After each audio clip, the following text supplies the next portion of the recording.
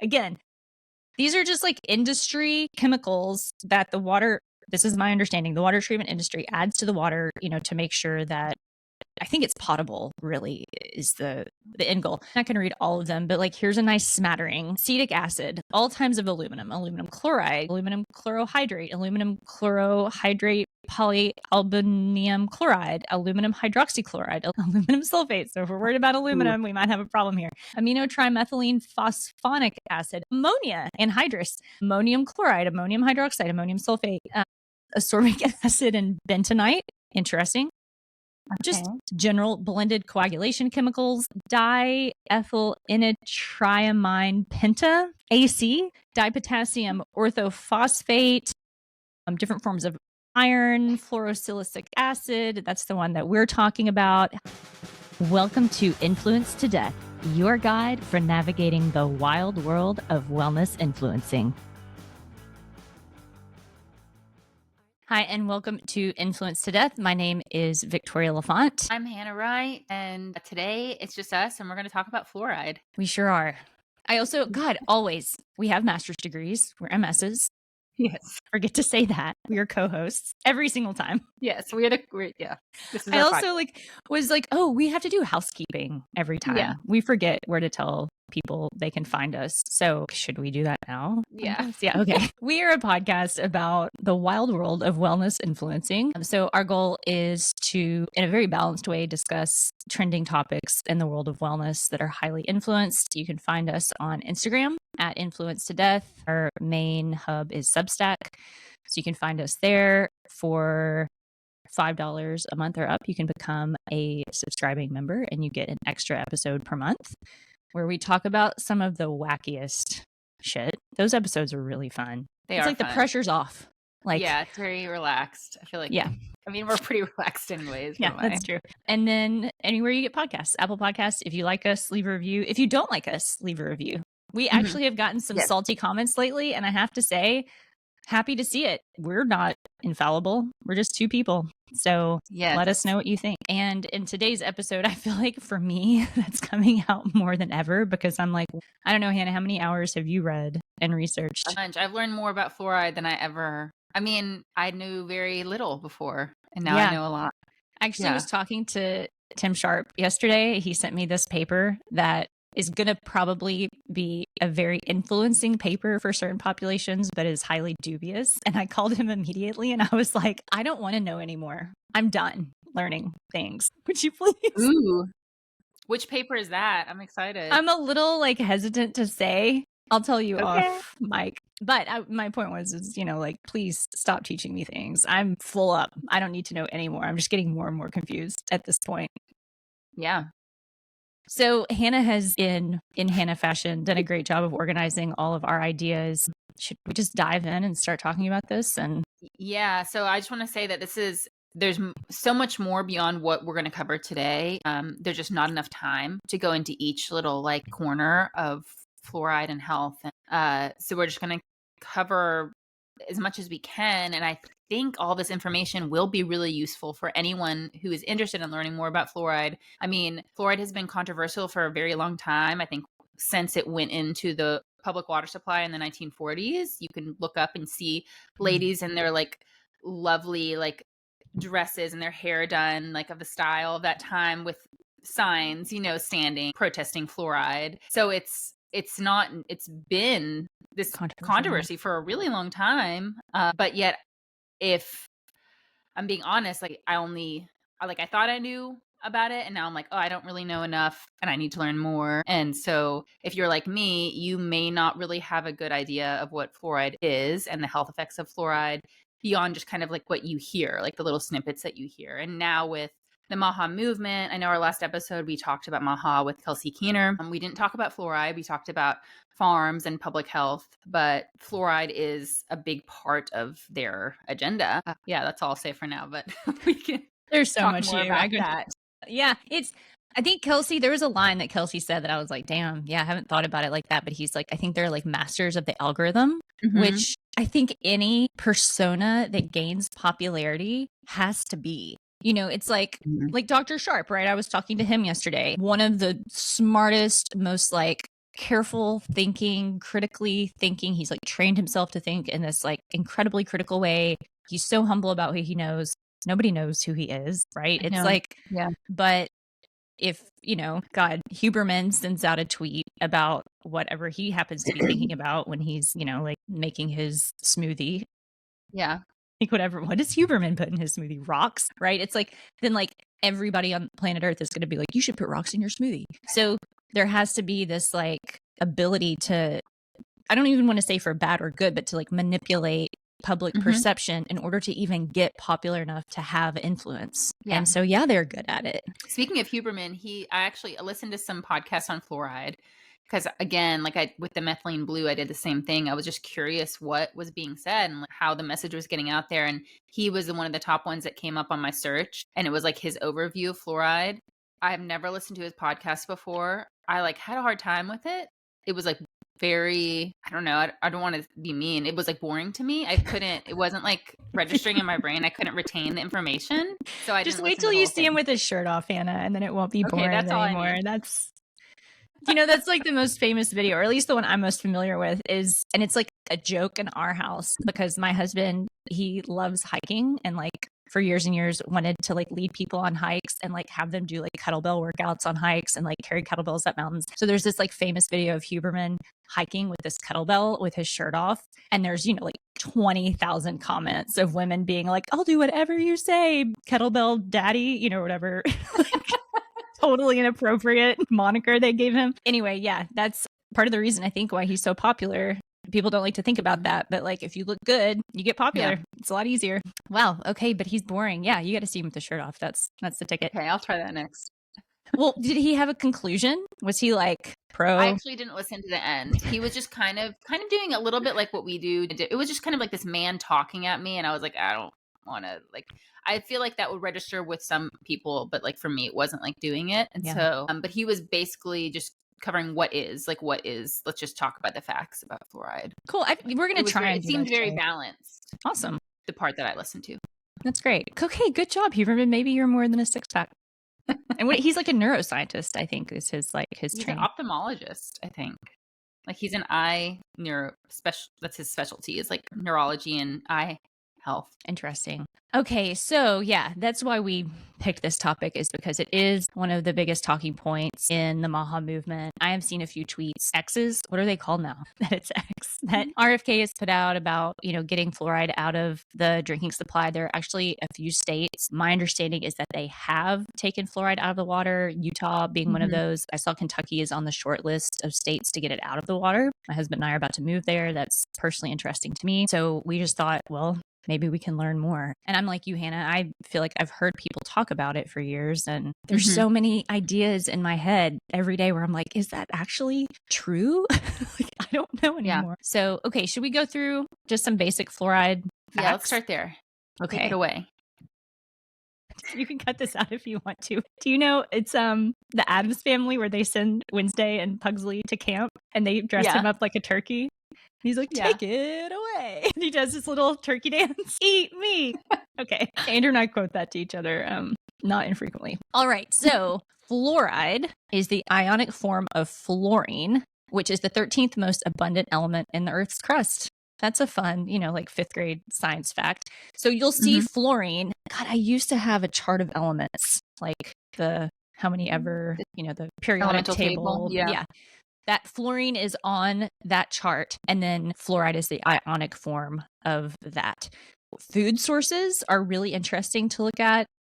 Food sources of fluoride include tea. Matcha is very high relatively in fluoride to other foods, and it has been touted as being very good for your teeth. I don't know if you've ever heard that, but I've read that in multiple places. Seafood that contains edible bones or shells, because fluoride does bioaccumulate in bones, medicinal supplies, and then, of course, fluoridated toothpastes. Dietary fluoride is absorbed rapidly in the stomach and small intestine. This is cool. 1/4 to 1/3 of the absorbed fluoride is taken up into calcified tissues like your bones and your teeth, whereas the rest is lost in the urine.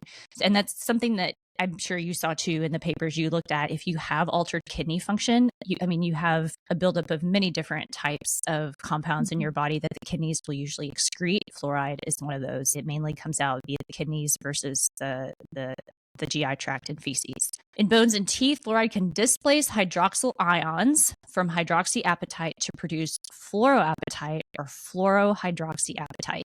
I'm going to give a little disclaimer right now. There's some big ass words we're going to have to pronounce today. Please be patient. I am historically poor. There's actually a B-reel of me somewhere butchering words for NTA. We are not chemists, so this is not our area of expertise. And then reading all the time, I'd never said these words in my life. 99% of the fluoride in your body is in your bones and teeth. And that's going to come up later because one of the kind of claims that people talk about with fluoride is that it calcifies your pineal gland or it calcifies soft tissue. So it's just interesting to see okay, well, most of it being 99% is in bones and teeth, but the amount steadily increases during your life. So interesting to know. The recommended intake for fluoride is expressed as adequate intake, AI, if you're not AI, artificial intelligence. Don't want to be confusing. If you're familiar with the way that nutrients are recommended, there's RDAs, AIs, and that's based on the data that's available that shows how essential a nutrient is for humans. And so that's the same here. There's limited data available to determine the population needs, and it's not considered an essential being a technical term nutrient. Despite producing denser bone, fracture risk is not reduced with fluoride.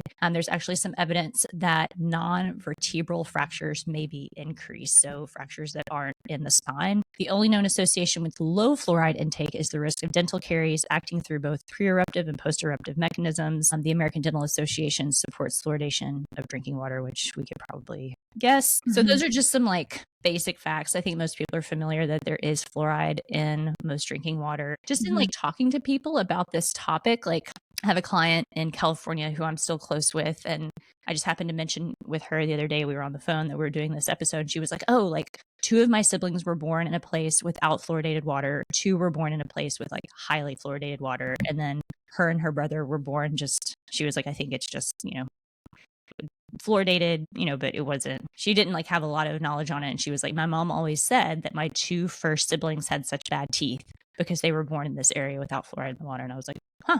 There's a lot of anecdote that's around. Oh yeah, I think so. Yeah, and in our drinking water, so as you can probably gather, fluoride is naturally occurring. So some places have really high natural fluoride in the water, some places don't. But since they started adding it to water, the U.S. Department of Health and Human Services recommends a level of 0.7 milligrams per liter of fluoride in our public drinking water. And it actually used to be higher, up to 1.2 milligrams per liter. But then in 2015, they lowered it all the way down to 0.7. Yeah. And back in the day, well, I can go ahead. Should I talk about the history of how we started doing that in the first place? This is a really cool thing. Yeah, it is. So if you want to click on the links we have in the show notes, and you can read these papers. I love history of things like this, just history in general. Hey, that's totally your jam. It's historical, epidemiology, where they dig through the pipes and they find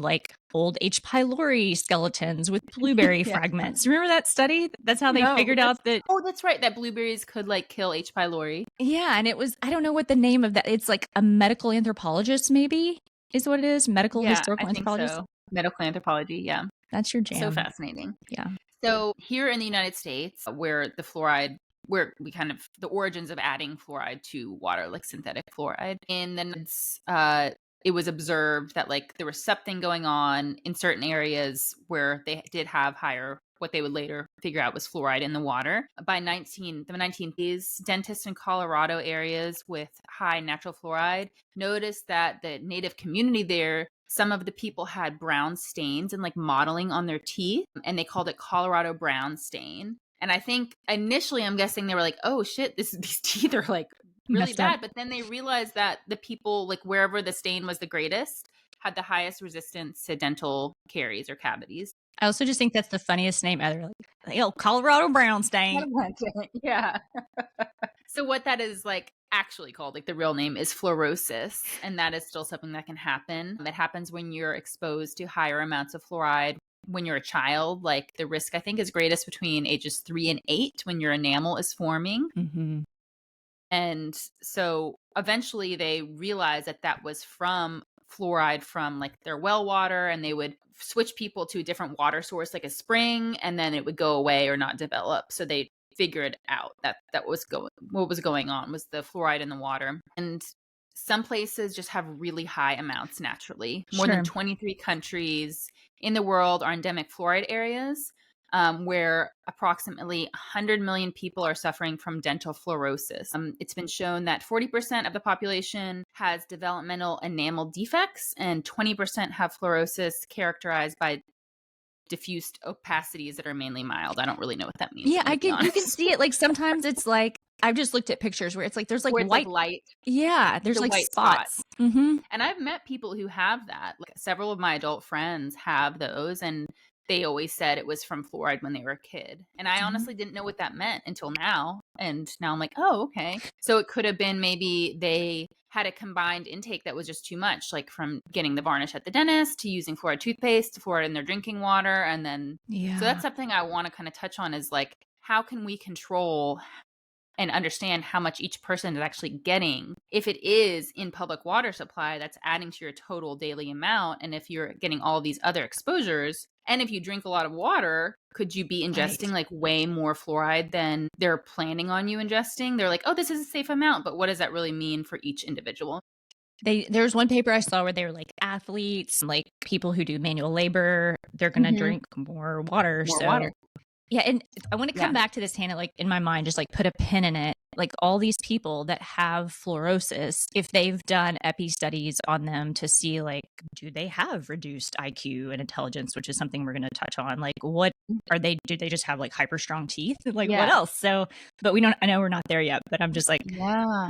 That's really interesting to think about. It really is. So back then, they figured out that 1 part per million of fluoride was optimal for preventing cavities, but not giving you dental fluorosis. And they suggested that water be fluoridated with an optimal level of 0.7 to 1.2 milligram per liter, which I think corresponds to parts per million. And then, like I mentioned earlier, in 1945, the first city to fluoridate its drinking water was Grand Rapids, Michigan. And they fluoridated it at the 1 part per million, which equals 1 milligram per liter of water. mm-hmm.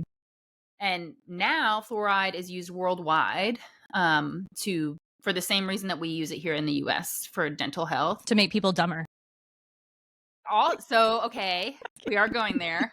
Are we? Is that what's happening? That is a theory. That's a theory. I feel bad saying conspiracy theory sometimes. I know. I was thinking about that with this episode specifically because I'm like, come on, like, I don't know. It just discredits, it's not fair to just tell someone they're crazy. You're right. They have thinking outside of the box. I think like me probably more than you, I err on the side of being like, I'm putting air quotes around this. These conspiracy theorists are crazy because I've been around them for so long. I'm like, I'm so tired of just hearing about like chemtrails and I know lizard people. And like I used to work at a medical office, and somehow, have I told this story where the guy, I won't say the doctor's name, but his information got out to all the people who followed David Icke, who believes that like truly believes and tells his audience that like reptilians are running the government. And so like all these people would call the office and come in and make appointments, and they were like 100% convinced that like this reptilian race of aliens, or I think aliens, was like running the government.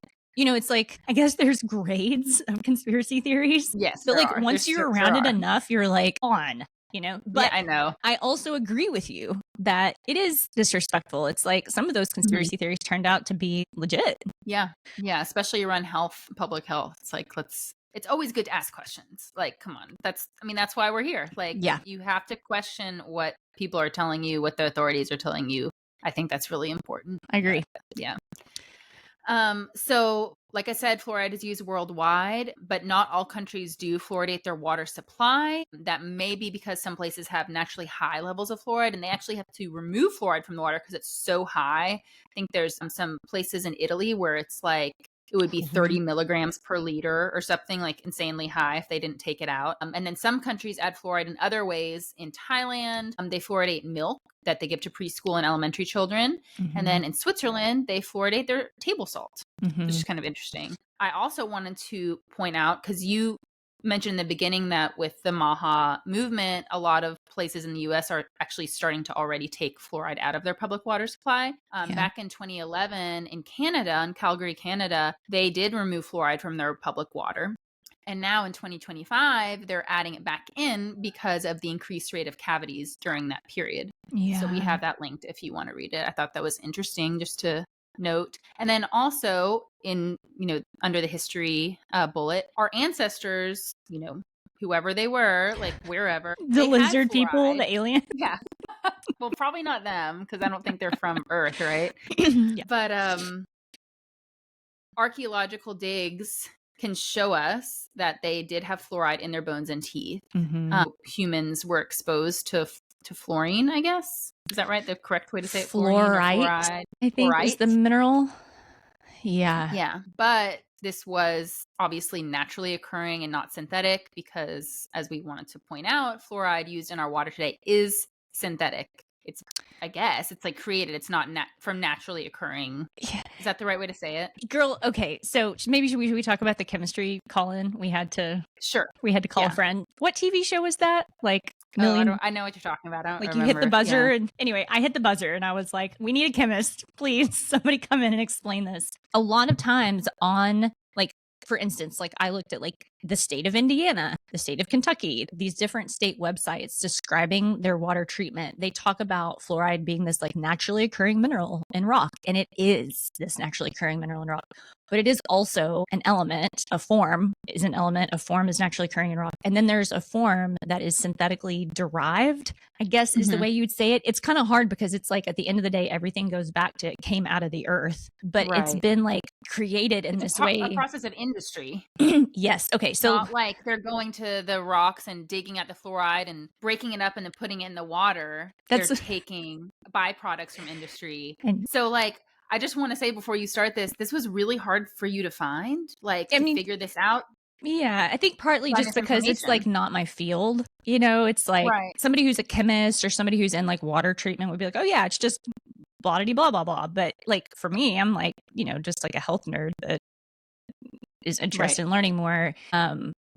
It's not talked about on the facts, the Grand Rapids, Michigan water facts. It's not on that page. So you've got to do a little digging. But I'm sure for other people, it's just common knowledge in their field. Yeah, there's this claim that I've heard for 20 plus years that the fluoride that is in our water is the result of industrial waste. So the way that the narrative goes, I've even heard nuclear waste. Have you ever heard that from fluoride? It goes oh God, don't want that. Totally. Meanwhile, Andrew and I are moving to literally Paducah is nicknamed the Atomic City, USA. So stay tuned for how that goes. Won't need night lights for very long. We'll just glow in the dark. So the narrative goes that it's this industrial waste product and they needed something to do with it. And so, they were like, well, let's put it into the water or sell it to make money. And then that kind of dovetailed into we'll dumb down the populace so we can do whatever we want and make these decisions, because the people will be dumber. And there are a lot of studies that are examining, does it have neurological effects on people, specifically kids, although they're looking at adults too, or does it lower IQ? It does. Spoiler alert. But we'll talk about that more. Okay, yeah, I'm really curious about that. Okay, this is a great episode because I think, for just a moment, we talk about, our bias in every episode, which is, I think, really appropriate. Oh, we haven't done that yet. I guess we're just doing the history right now. Yeah, and so kind of going into the, where the hell does it actually come from? Right, they're not, soaking rocks in water and making this, mineral decoction and then... Right.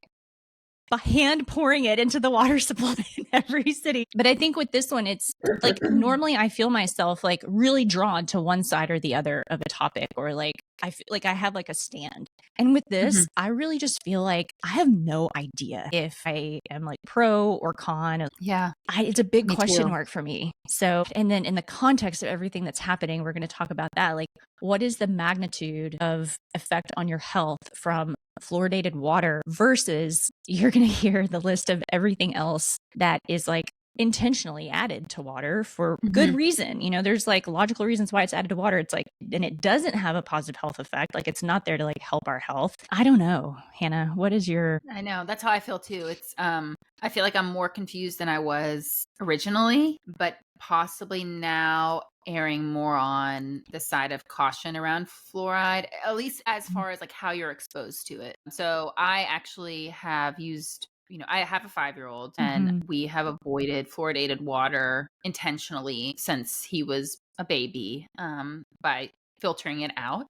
I don't know how well that filter works. Yes. Maybe we have been drinking fluoride. I have no idea, but that's what I was doing. I did not let him use fluoridated toothpaste because of the swallowing risk. Mm-hmm. And this is all based on my previous knowledge of the effect of fluoride on IQ Mm-hmm. and the pineal gland. But at the dentist, we do the topical varnish. But now, after reading the research on that, which we'll also talk about, I'm like, is that even helping? Should I even be doing that? Yeah. But this is like a completely personal like share. He has cavities, and Mm.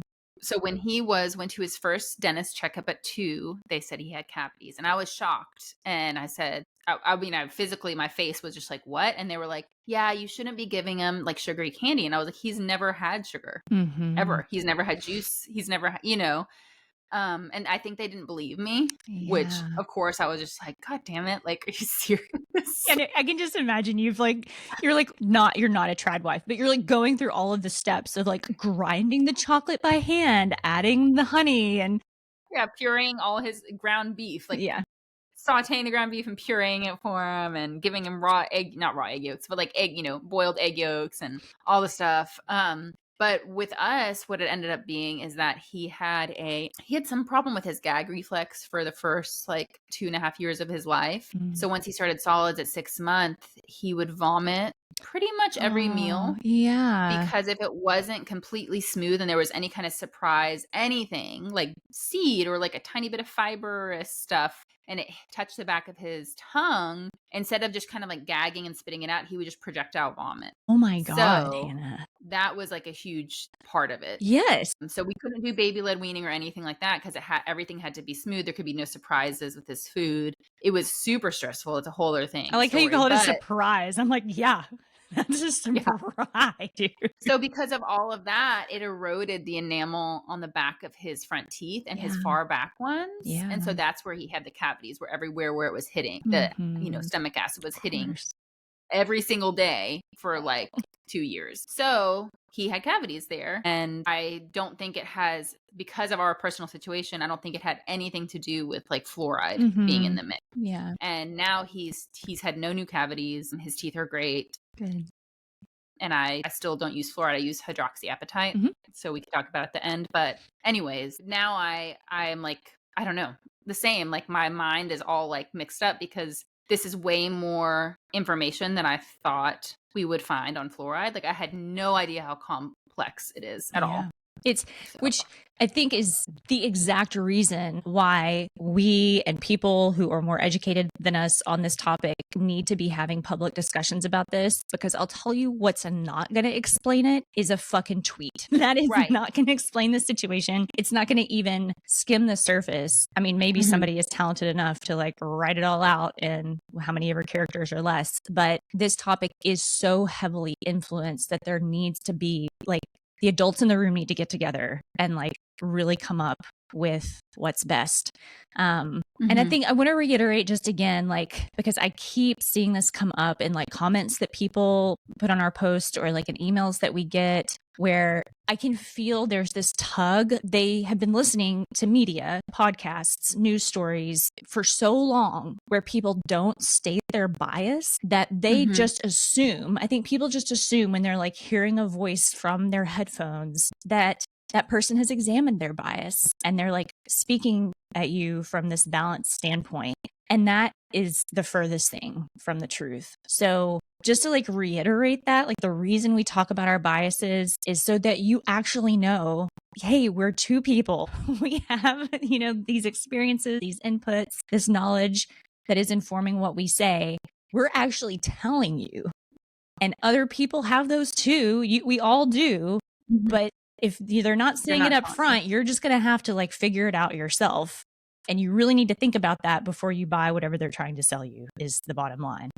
Even if what they're trying to sell you is like to follow a certain political team, right? It's like maybe the most important because it's nationwide. So just to like make sure that that's really clear. It's like really important to us, in the way that this podcast runs. So I wish you could tell me what to think, Hannah. It would make me feel a lot better living in the unknown. No, I think at the like with that, because it is so complex, your like brain is kind of spinning. You're like, whoa, what do I do? Like, what's the right thing? Yeah. At the end of the day, I think the conclusion I'm coming to is that like we know that fluoride does have beneficial effects on oral teeth health, like preventing cavities. But also, it is not an essential nutrient, and without it, you're going to be okay. Like, it's not like you need it, like for optimal health. I mean, the only thing it seems to have benefit on is preventing cavities. It actually has, and also I found some research showing that low doses might benefit the gut microbiome. Ooh, that's cool. Higher doses are bad for this, of course. Like, you have that very fine line. It seems to have a really narrow margin of when it's beneficial versus when it's not. Yeah. And so to me, that's kind of like, I don't understand I do from like a public health dentistry like point of view where they're trying, and that's what it comes down to. It's like public versus individual health. Like it's a totally different thing. Like you can't. So that's why I hope with this episode we kind of provide some information, put some questions out there where you are able to like go research that on your own and become more informed for your own health decisions instead of just like, following, like you said, the one tweet or something. Yeah. You may come to the same conclusion, but for a different reason, which is very important to understand why something works or why it doesn't, not just because somebody told you yay or nay. Welcome to our lives. Like, I feel like that's why I called Tim, to be like, I don't want to know any more things. Just let me believe my brain off, my dumb ideas. Please. Wow. Okay. It's so interesting. So maybe let's talk about, where does the fluoride in our water come from? Yes. Because this is so cool that you figured this out. And I hope it's right. Really, like if there's somebody who's been in like water treatment for 30 years, please email us at influencetodeath@gmail.com and be like, hey, yeah, you got it. Or, hey, dumbasses, you forgot this whole this whole section of ideas that we, are very familiar with in water treatment. So yeah, to kind of see like, okay, is it true? Is it industrial waste? Yeah, it is. So I'm going to pull up this super awesome guy. Kyle Carter is his name. He is a chemist in Missouri. Let me pull up our messages. We've been messaging each other on Facebook. So I asked Kyle, first of all, hey, you from, just like a very cut and dry chemical perspective, give us the difference between the different forms of fluoride, right? So that is fluorine, fluorite, and fluoride. So here is what he said about that. And then if this gets to be too lengthy, or Hannah, if we are like, okay, this is too boring, we can cut it out. But he did a great job of just breaking this down. Fluorine is the name given to the element on the periodic table, but he says it pretty well never exists in this exact form in nature. Or sometimes fluorine is the name given to the diatomic gas that fluorine exists as in nature, F2. This is similar to how hydrogen exists in nature as H2 or oxygen exists in nature as O2. So it seems like for fluorine and being an element, it's just like we know that is, but it's not practical. It doesn't exist in nature like that. Cool. Awesome. Point number one for Kyle. So then fluoride refers to the negatively charged ion of the element fluorine. This is basically just a fluorine atom that has gained an extra electron to give it a negative charge. This is the form that exists as in ionic fluoride salts, such as sodium fluoride or calcium fluoride. And then fluorite is just a common name for calcium fluoride. So as a mineral, it's calcium fluoride, it seems like most often. And then the fluoride salts are what occurs in the drinking water. I think that is true. So let's keep reading. So after that, I was like, okay, awesome. Thank you so much. And then what I started to read about is like, okay, so where does the fluoride in our water come from? The base compound that is used to create fluoride in our water is called fluorosilicic acid. And again, I think I'm pronouncing that correctly. So that's added to the water to create fluoride. And it wasn't incredibly hard to find, but I found it's this water treatment chemical supply chain profile. It's from the EPA, so it's a .gov. They just show like basically like where all of these compounds come from and then how they're added to the water. And we can link that in the show notes. It's very clearly laid out that the fluorosilicic acid is derived from phosphate rock and sulfuric acid. And so I just said to Kyle, hey, there's a common talking point that fluoride is derived from industrial waste. But in my opinion, this seems like a possibly true claim with a negative bent. So his reply to that was this. He says, regarding the fluorosilicic acid. It's going to get so much worse, by the way. So he says these are commonly used in the fluoridation of water, as you've stated. The phosphate rock and sulfuric acid reaction you're mentioning, which is where the fluorosilicic acid is derived from, it's kind of the industry standard for producing phosphoric acid for use in phosphate-based fertilizers, which I think is really, I guess it's just kind of an interesting connection based on the Maha episode with Kelsey, because that's like one of the largest like problems with like, you know, the enormous agriculture movement in the United States is that they use these phosphate-based fertilizers that have this pretty detrimental effect on nature. And I believe, again, somebody tell me if I'm wrong, that those came about as it's like it was a side product from weapons manufacturing, I think from either World War I or World War II. So it's like this really like fucked up game of telephone from like war to ag to waters to public health. The war ag public health pipeline is what we're talking about. Oh my here. God, that's an episode. I think that's the case. Go ahead. Yes. No, I'm sorry to interrupt you. That just like, I'm going to put this out there so that I don't forget that we need to do an episode on the military industrial complex and how that has affected health, public health, spam, baby. Recommendations. Yeah. That's actually a whole thing that you may not realize, but a lot of what we're eating today is because of that industry. Yeah. Anyways, that's all I want to Totally. say. Okay. It's super interesting. There's like totally different RDAs for military personnel also. Did you know that? No. I learned that not long ago, because they have like much more caloric output and they have different likely like muscle mass to fat mass ratio. Anyway, yeah, they have a whole different set of recommended daily allowances. I learned that researching protein in females, which is a whole other episode.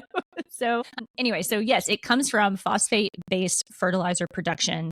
The production of fluorosilicic acid occurs as a byproduct of this reaction. And then he says this occurs all the time in the chemical industry. And if the compounds can be successfully separated, then there's really no reason that they can't be used. And they're called side compounds. If that's what people are referring to as derived from industrial waste, then that is kind of twisting the reality of what is occurring in a very negative way. There's a distinct difference between a compound that is produced through a side reaction and outright using industrial waste. Practically every reaction, especially those using raw materials such as phosphate rock, are going to inevitably have side reactions that produce byproducts. That is why purification and separation methods are so necessary in synthetic chemistry. They're not just to separate out the product from unreacted starting materials, but also to separate out multiple products that are many times produced by these reactions. Okay, and then this is where it got even more interesting. Hopefully people are like as enamored by the just straightforward chemist take as we are. One of the major concerns in the use of this industrial produced fluorosilicic acid, again, produced as a side product in the wet process production of phosphoric acid, is the quality of the product. One of the claims to danger is that the fluorosilicic acid produced in this way is not adequately purified or QC'd. And I didn't look up what QC, quality controlled. Quality control? Yeah. And may contain high levels of heavy metals such as arsenic. I don't know if these claims hold any weight, as I don't know what the QC standards look like for the fluorosilicic acid that is added to drinking water, but I would think that those adding it to the water would want good QC reports to accompany each batch. If they don't do this, that would be, frankly, extremely irresponsible, to put it lightly. That may be something you want to check out further, essentially. Then he had other considerations that were even more like chemist-y. Yeah. He was amazing. Bring it on.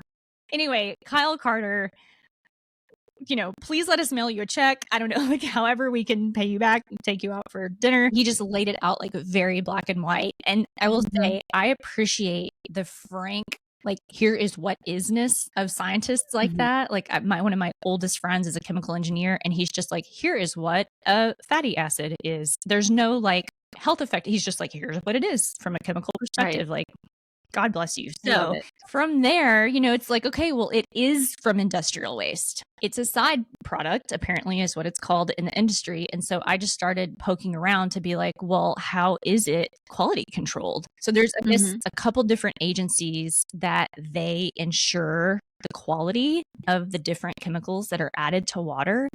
And I think this is something that for me there's like two big considerations that I have when I'm thinking about fluoride and when I've been thinking about this episode. One is fluoride what we need to be like addressing in water? Is that like the most pressing thing that's actually affecting our health, or is there stuff that's way fucking worse? Yeah, we talk about magnitude a lot, which is like the impact, the size of the impact that something has on us. When you're thinking statistically as in health science, that should be like, thank God for my good teachers to teach me this. It should be like the biggest thing you have on your mind is like, how bad is it or how good is it? And is the good outweighing the bad? Because there's always going to be a mixture of both. So is fluoride the thing, or is it just a popular thing that's going to get attention, right? And then the second consideration I have this is my side product, is that was a bad fluorosilicic acid joke. My second question is, oh my gosh, I didn't get it. Of course, every time all the jokes always go over my head. It's because I loved like dad jokes, and you have probably a more like refined joke palette than my crappy jokes. The second consideration I have is, do the benefits of decreasing dental caries in people in the public outweigh the negative impact of adding fluoride to the water and what it can cause us? Because we do have some also really compelling research showing everybody likes to look in the gut for inflammation, especially in functional medicine. They're like, gut testing, look to the gut. Okay, and it is important. But really, like, I remember learning this in immunology and then being like, there's no way this is true. Most of the inflammation that we deal with systemically is in the mouth, right? So gum disease, caries, infected root canals, personal thing we're going through right now in our house. What do you do when the root canal is infected? It's like this whole horrible, situation you have to suss out. And so I'm like, man, one of the mechanisms of action of fluoride in the drinking water is that it's antibacterial, right? We're going to talk about that. Does the benefit outweigh the risk? And I don't know the answer to that. It's just like the big question mark that I have along with this one that we're currently discussing. So when you go to one of these agencies that ensures like the kind of the purity of the chemicals or the compounds added to water, one of them, the name is NSF. It's nsf.org. You can go on their website. You can look at about NSF, their mission and values, like what their whole deal is. They are one of the companies that ensures the purity of the fluorosilicic acid that is added to drinking water. Also, I think it's important to add, I think more than not, the fluorosilicic acid used in the United States is imported from China. It's not.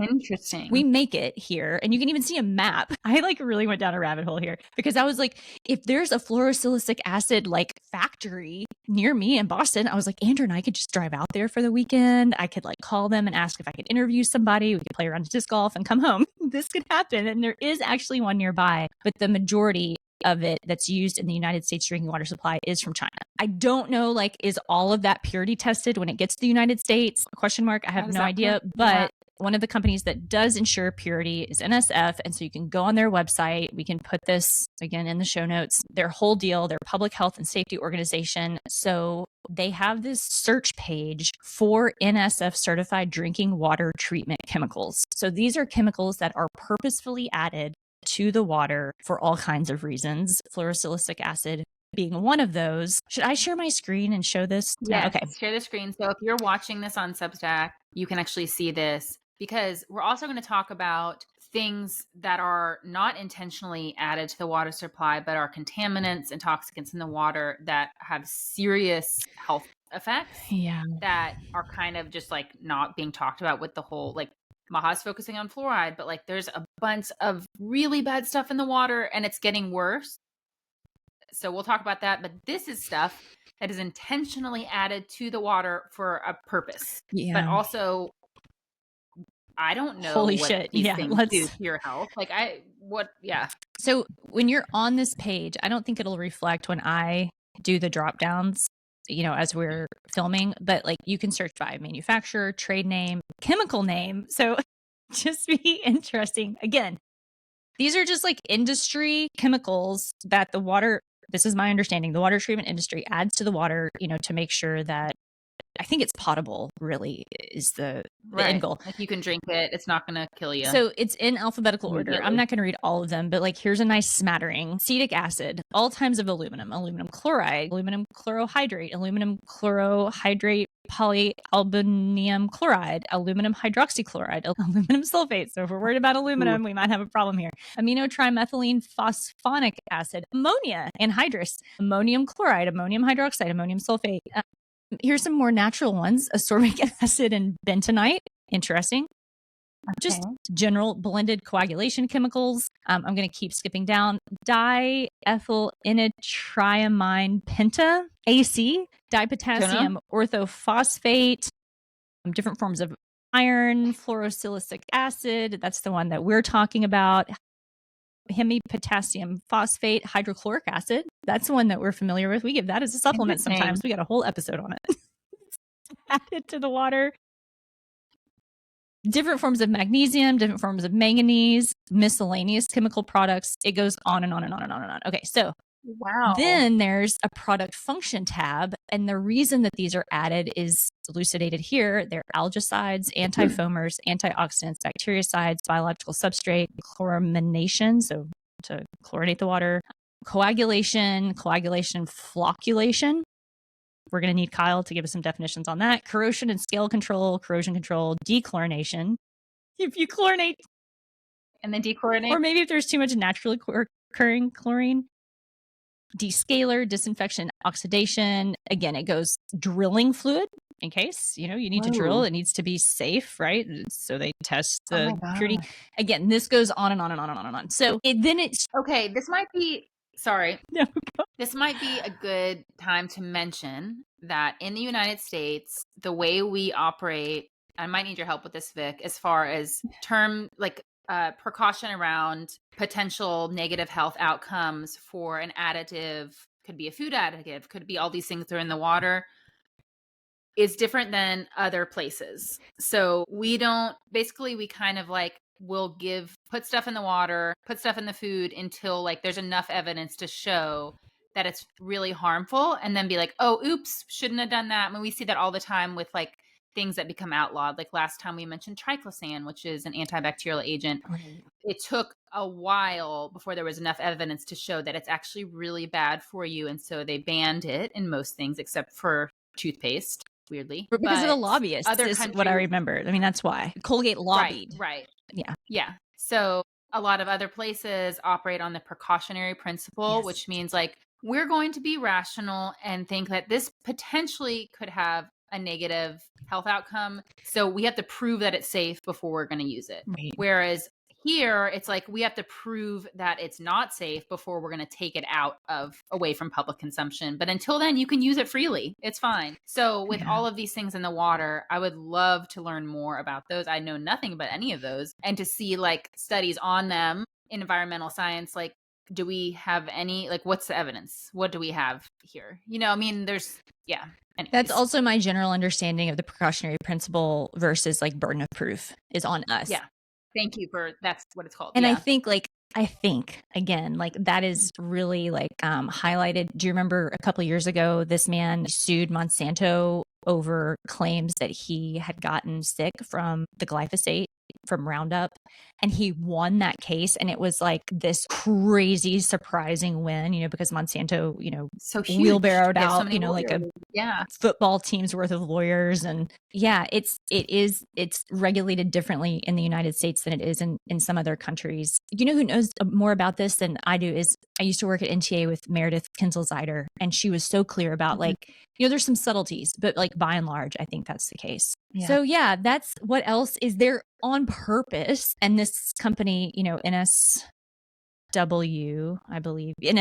excuse me, they are who is testing to make sure that these chemicals are quote unquote safe. So, and then I do not know the answer to this. Is every water district required to use only chemicals that have been checked and quality controlled? Like, can you just call, could I call, Boston Water Municipality and be like, hey, could I get a list of all of the chemicals in the water? And you're like, in my mind, I'm thinking of them, it's like a certificate of analysis. Like, your testing showing that it's pure? I don't know. So anyway. Yeah. Should we take it back to fluoride for a second and talk Yeah. about the effects of fluoride on the body? Let me forget about all of those. That's the headspace I was in when. Like we said, it's so much. It just like goes off on all these paths, and you're like, where do I focus? I don't know.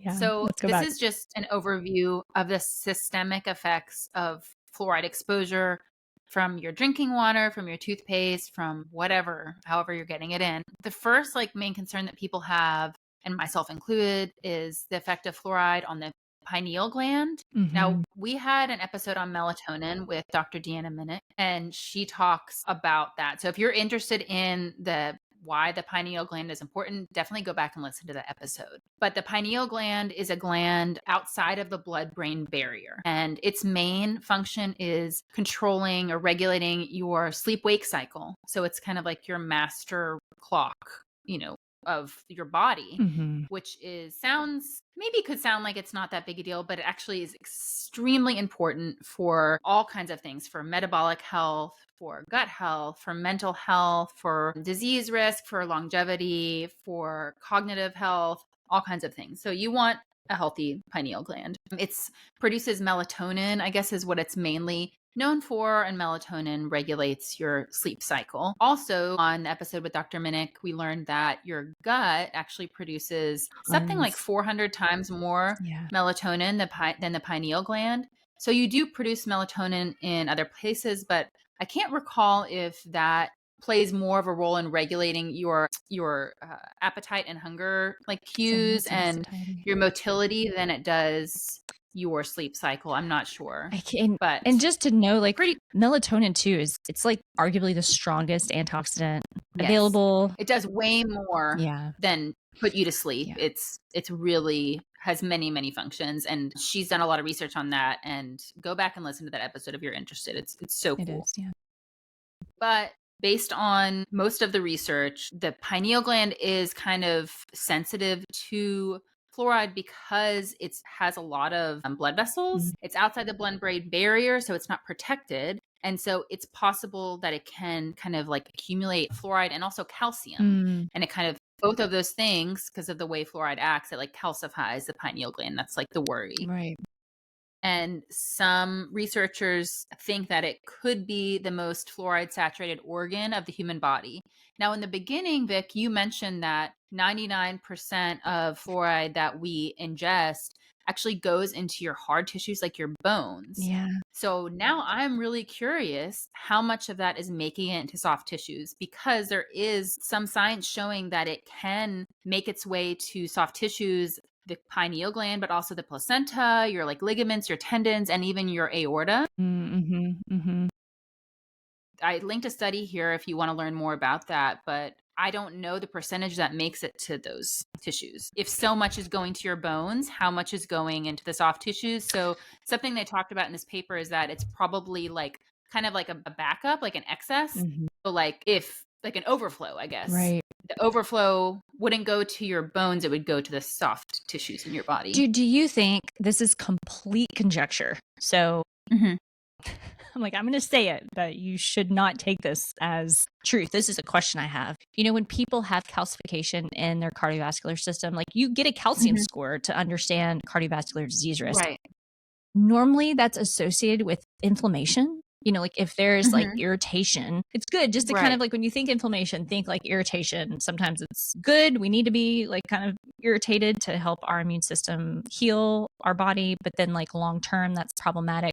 I want to say like a higher calcium score is associated with that. And I wonder if fluoride could be like a response to an inflammatory process. I don't know.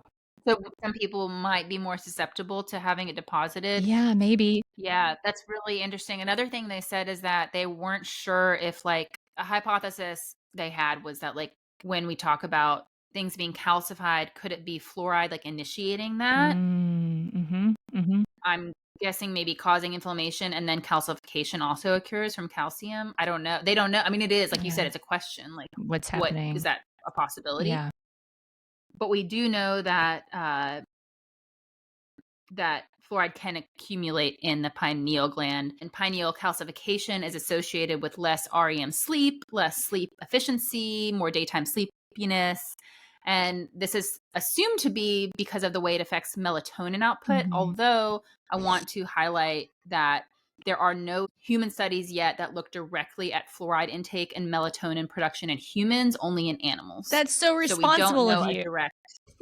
direct like causation.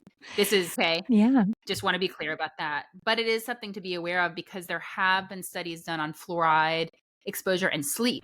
So in 2019, there was a cross-sectional study based on the National Health and Nutrition Examination Survey, so data that they collected from the years 2015 to 2016. And what they found is that for each 0.52 milligram per liter increase, so remember, water used to be fluoridated to 1 milligram per liter, and then now it's been dropped down to 0.71, I think, milligrams per liter. Yeah, here So this study found it's a small amount, but 0.52 milligrams per liter increase in household tap water fluoride concentration was associated with a 1.97 times higher likelihood of adolescents reporting having sleep apnea at least once per week. And this finding was significant even after they kind of corrected for other things that could be affecting that. But overall, people who had higher water fluoride concentrations in their home had higher odds of snoring, snorting, gasping, and stopping breathing while sleeping at night. So those are like things that are part of sleep apnea. And this is in older adolescents. So in these studies, they didn't look at like kids because kids have a sleep variation. So they were looking at older adolescents because by that time their sleep has mostly regulated. So this is interesting because it was the milligrams per liter was 1.2 and then they lowered it to 0.7. So they actually lowered it by 0.5 milligrams per liter. Which would be this. And I wonder if it has anything to do with this evidence. But then, so that's just in your household tap water. So think about kids who are playing sports, so they're drinking more water. They're getting fluoride treatments, like all these other potential exposures. That's the thing that I'm like, keep coming back to is like, how do you control for that? How do you know how much you're getting? So in either this study or the next one that I'm going to talk about, they did actually look at like, I think urine and blood samples to like kind of see how much fluoride they had in their body. There's another study that was done in Canada, and this one was bigger. This was more than 5,000 people. And they found kind of a similar finding. So it was for every 0.5 milligram per liter higher concentration, there is a 34% increased relative risk of reporting sleeping less than an optimal amount. And they suggested that this could mean that higher fluoride exposure is associated with a sleep deficit, also in older adolescents and adults. Yeah, this is the Journal of Environmental Health. I'm just looking at like the author information. This is interesting. Yeah, so they teamed up with people at Mount Sinai in New York, the Canadian authors. It's very interesting. Yeah, it's really interesting. And like I said, there's nothing that looks directly at fluoride and melatonin production. But in both of these studies, they're kind of like thinking that could be what's happening, is that because we know it does affect the pineal gland to some extent, could that possibly affect melatonin? And then that's affecting your sleep-wake cycle. I don't know. It's just worthwhile to look into. The other concern that a lot of people have is with IQ. So I know you mentioned that conspiracy, but actually, and this is why I'm like, it's not fair to like call somebody a conspiracy theorist because this is based on something.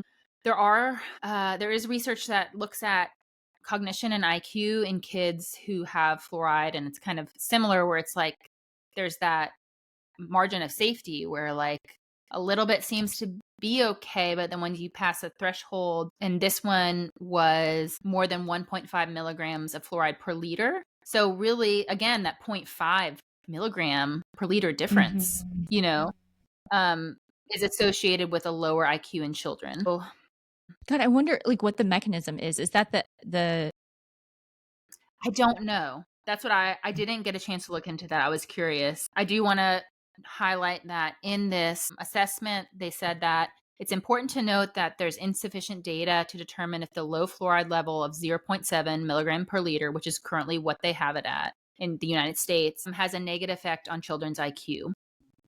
Man. And they also found no evidence that fluoride exposure had adverse effects on adult cognition. We have plenty of other shit to fuck us up. So that is the thing. I don't know. Yeah. That's the date. I can't like comment further on that. It's just like that is what is. That's what's out there. I think it would be really worthwhile to dig deeper into like what the mechanism of like how do they even kind of start to question that, you know, like because there's some like neurological effect that fluoride has. Man, yeah.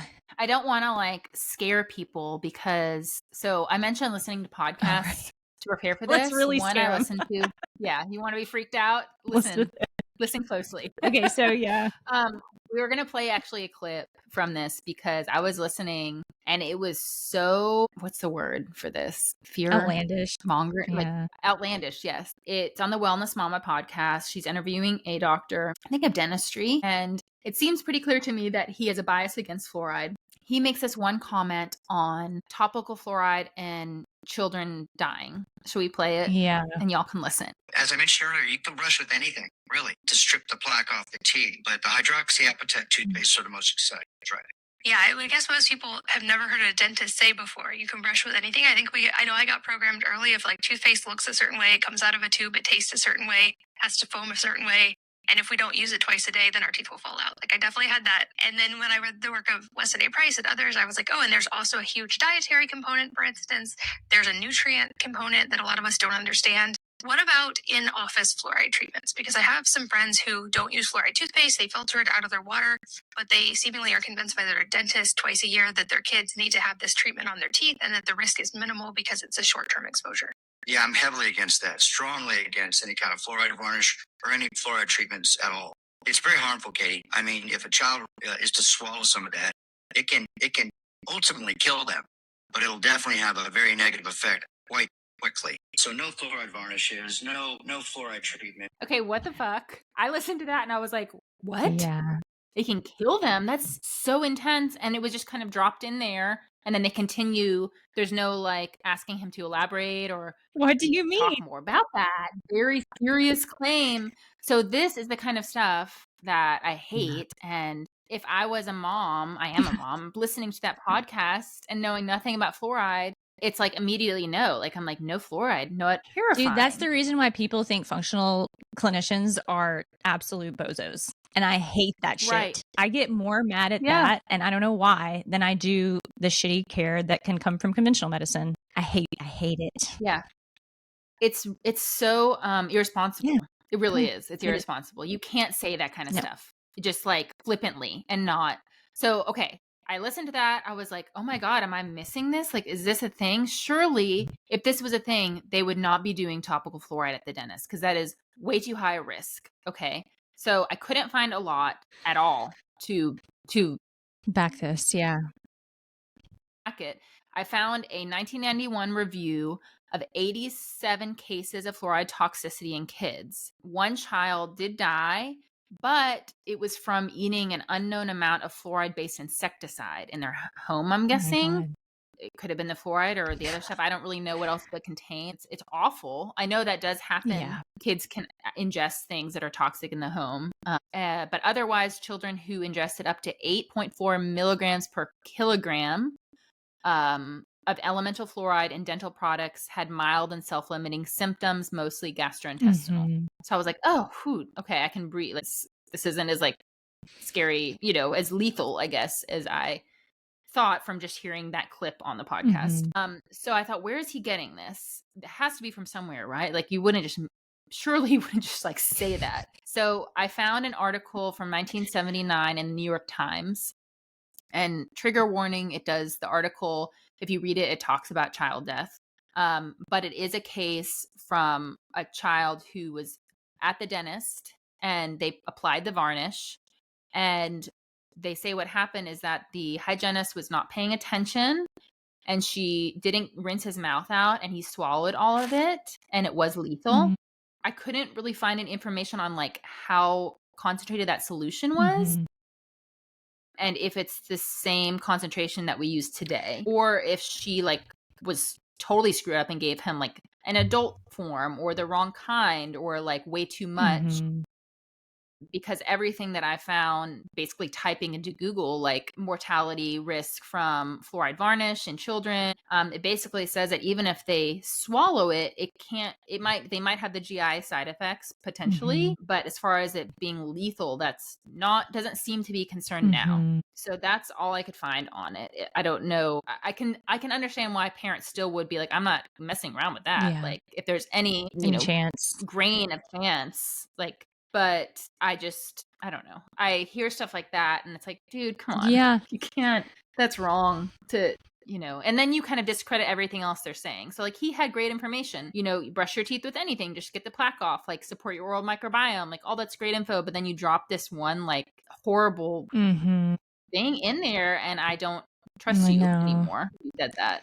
Yeah, But dude, we brush our teeth with Nancy's yogurt and honey. yeah, I mean, I never used fluoride toothpaste growing up and I never had any cavities, but also that's anecdotal Yeah. because genetically Things- we have good teeth in our family. You know what I mean? Like my Totally. grandma at 92 had all of her Oh my natural teeth. She had no, like, so it's, but also that led me to go down the rabbit hole of, does fluoride varnish at the dentist actually work? Mhm.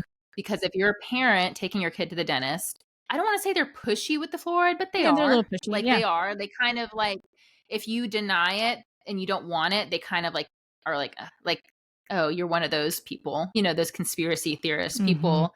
But so they want to do it when your kid's there like twice a year. I guess that if a kid's at high risk, and I learned this from reading the Dental Association recommendations for it, they might recommend you do it more often. But systematic review that actually was in the Journal of Dental Caries. Yeah, Caries Research Journal. Cool. And carie is a cavity, right? I mean, that's okay. Yeah, it's good for a cavity. Yeah.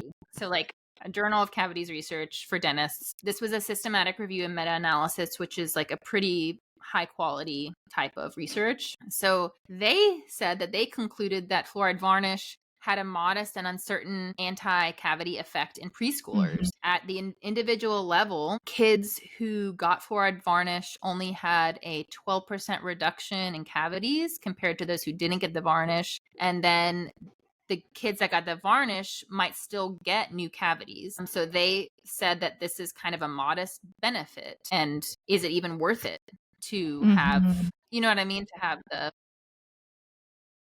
the varnish. Yeah, and it looks like this was like a collaboration between researchers in Brazil and the United States. Department of Health Services. Guess what? We're not going to have studies from anymore based on funding cuts.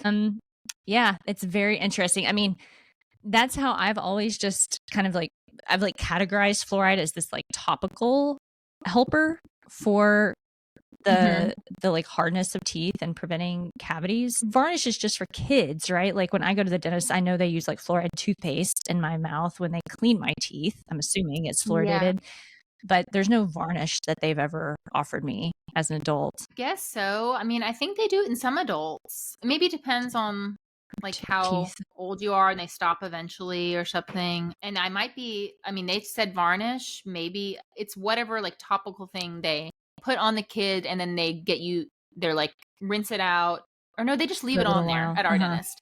They don't even make him rinse it off, and they're like, just don't eat for 10 minutes or something. Yeah, or don't brush until bedtime or something like that. Just leave it years on there. ago, a dentist I still adore in Northern California, he was a biochemistry undergrad, and he explained, I asked him about fluoride because I was in my how do they say it? I'm in my like era. I was in my like crunchiest era. And I was like, I don't want the fluoride. And he was like, well, can you just tell me why? And I was like, I heard. And he was like, hey, listen, here's the deal. Like the way that it interacts with the tooth, it like actually chemically goes in and creates this little like strong structure. And I just was like so impressed and respectful, and I like really trusted in what he had to say that I was like, oh yeah, okay, it's a topical treatment. But it's interesting to see. I mean, is 12% worth it if we know that there might be some risk? Kind of what they were saying in their dentists. Yeah.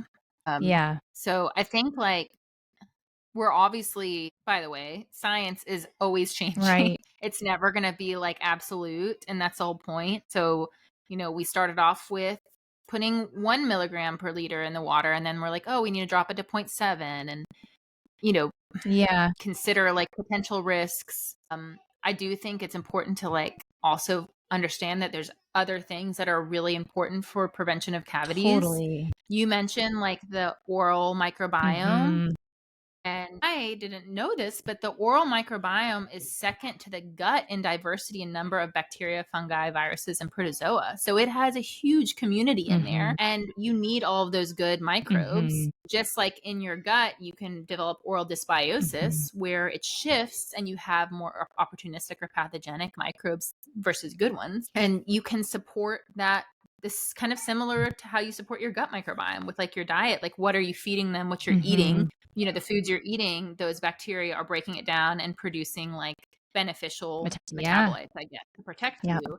And that's one of the reason I think that, they tell you to avoid like sugary stuff because that can cause, I might be wrong here, that can cause the bacteria to produce an acidic metabolite that can break down. Right. So it really has to do with your oral microbiome, like is the whole thing that's happening with cavities. And then there's also like the role of vitamins in that, in your teeth health, because your teeth are bones. So vitamin A, D, E, K2, vitamin C and E, the antioxidants. I linked a paper here that's just a review, and it's talking about the importance of those vitamins. They are referencing a lot of Weston A. Price's work, which we've done an episode on the Weston A. Price Foundation. He was really big in fat soluble vitamins because he did notice people who had more of those in their diet had really good teeth. He was a dentist. And people who didn't had poor bone development in their mouth and higher risk of cavities. I don't know how, I think it's more, like I said, it's a review. So it's kind of like, we should consider these things. It's not like hard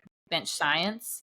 And then another 2020 bigger study, like a systematic review and meta-analysis, they concluded that there's weak evidence to show that vitamins play any part in oral health. I find that hard to believe, but I just wanted to put that in there to show, to say, you might hear both sides of it. A 2022 retrospective study in the US did find that severe vitamin D deficiency, which a lot of people actually have vitamin D deficiency, is really common because we stay out of the sun. We use sunscreen. Vitamin D is really hard to get in foods. Sunlight is one of the best ways if you're not supplementing. So if you wear sunscreen, you're not getting very much vitamin D. If you're staying out of the sun, depends on your skin tone, how dark your skin is, how light your skin is. And I'll tell you clinically, I saw that if people came in and they had low vitamin D, there was a part of our intake that asked about oral health. There were problems in their mouth with and you can see on somebody's blood test pretty quickly what their vitamin D levels are.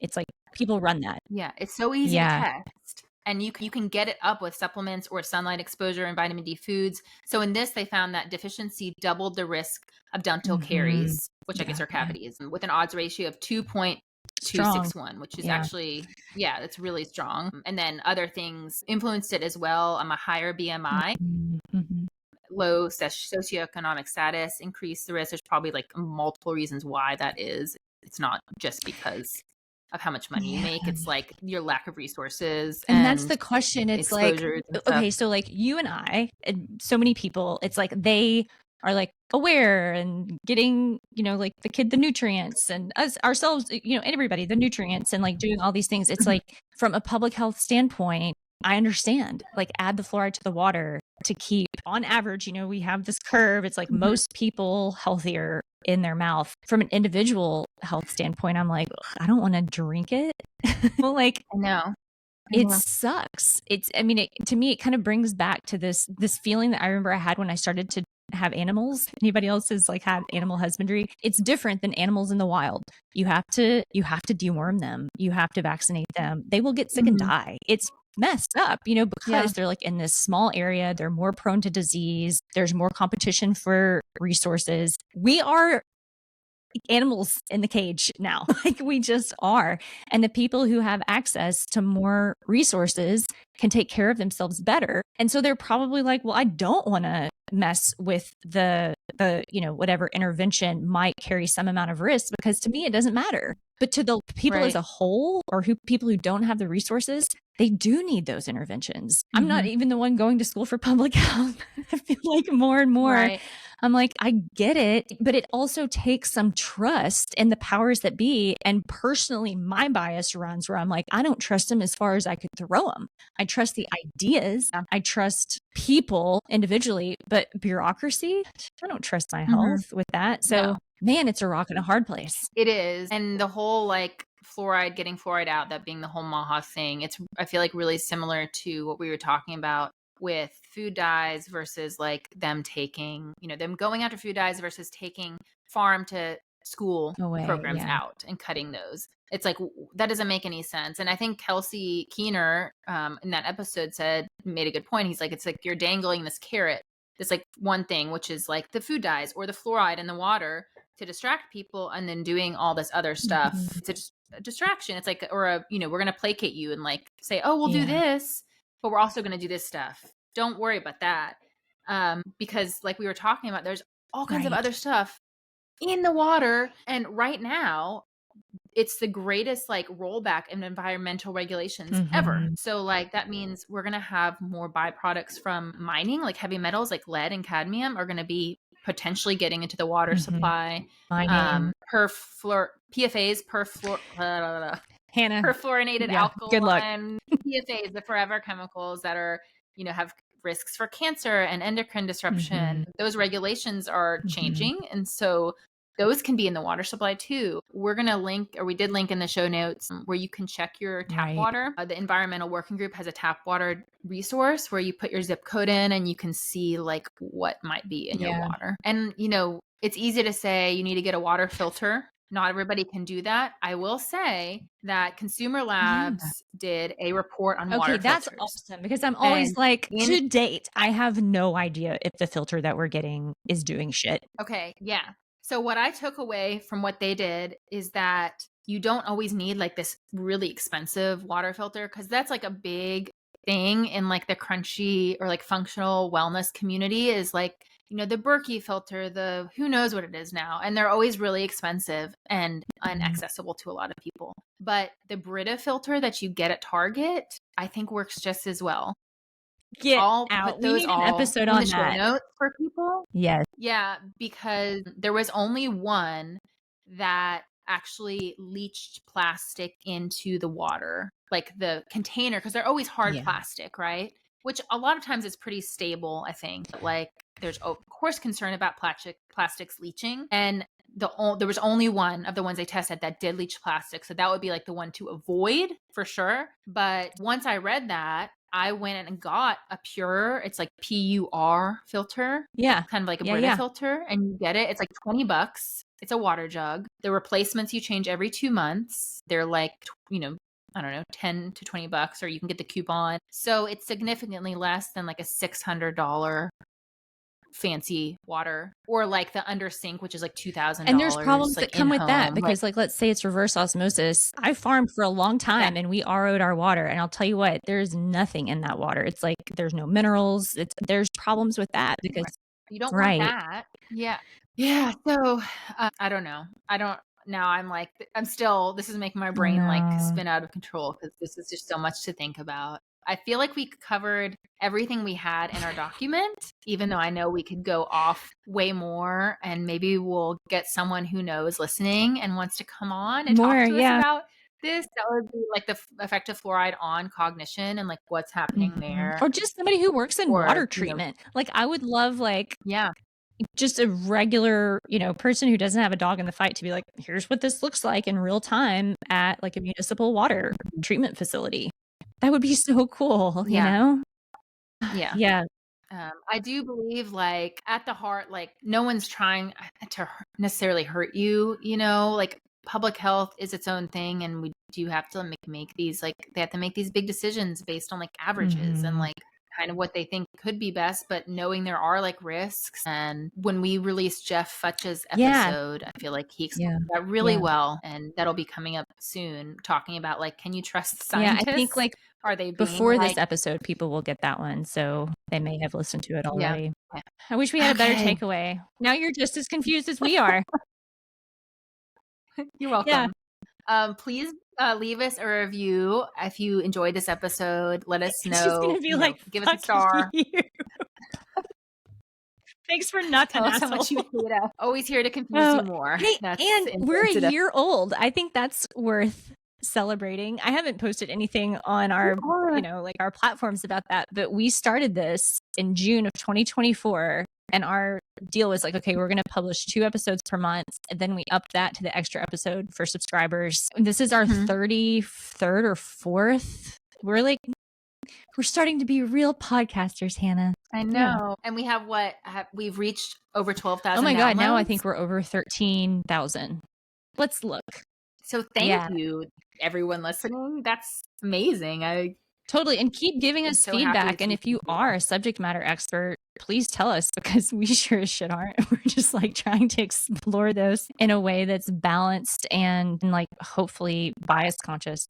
Yeah, we're 13.5 downloads. Totally. Thank you so much. Okay. Anything else? I don't think so. This is a long one, but I think it was worth it because it's a big topic and it's important. It's very important for a lot of reasons. Okay. Yeah. Have a good Sunday. You too. See you soon.